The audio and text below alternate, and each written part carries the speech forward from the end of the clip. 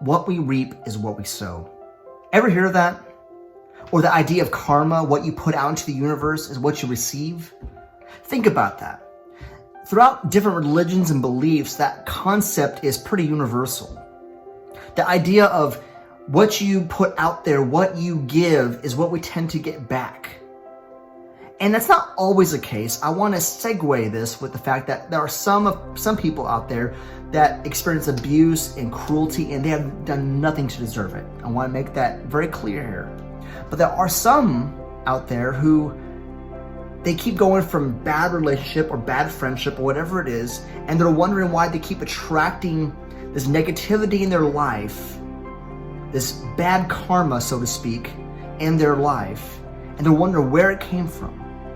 A lot of times it's because what we reap is what we sow. What are you sowing in others? Are you sowing kindness and generosity and love and patience?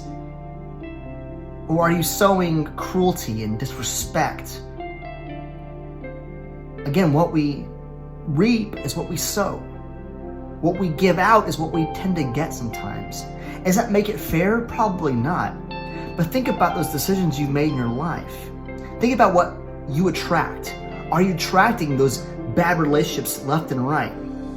It's maybe because you have treated others that way.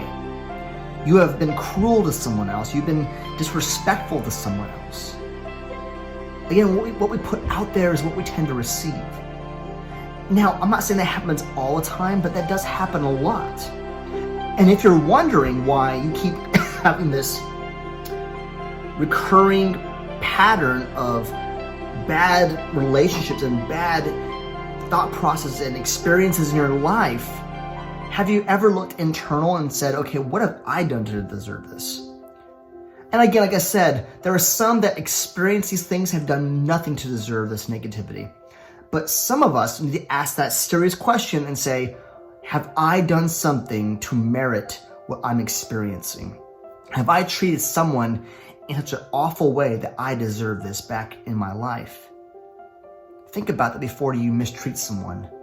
Think about that before you disrespect someone. Think about that before you mistreat your child. You know, I had this saying, I always joked with my mom as a kid. I was like, Mom, you know what? You better treat me good. I choose your nursing home. Now, joking aside, I mean, it's a funny thing. I always teased her about that. But the reality is, it's true, right?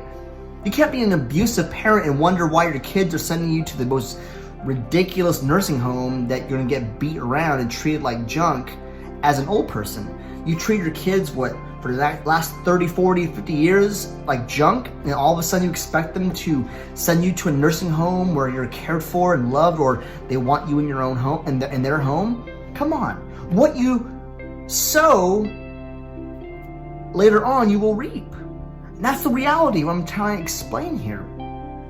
How you treat others is what you'll experience later on. How we love others, how we care for others. I would say this goes in every relationship we have, whether it's our family members, whether it's our dating relationships. I mean, think about how you break up with someone determines how you're going to experience that breakup too later on, because you're going to get broken up as well. Someone's going to break up with you. Imagine this, would you want someone to treat you the way you treat that person?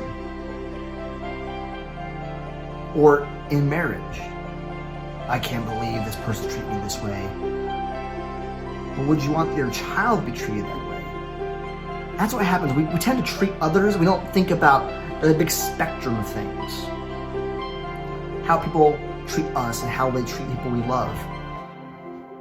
Again, it goes back to that reaping and sowing, that giving out good vibes into the world around us. How we treat others. How do you treat others? With kindness, with cruelty? Because again, what we put out there sometimes is what we receive. So my encouragement is put kindness and love and generosity. I promise you, you'll never receive return that comes out back void. If you keep putting out those good vibes, those positive thoughts, those positive acts of kindness and love, no matter who the person is, you can't go wrong. I'm Coach AJ, and you just watched another episode of Living Fully Fit.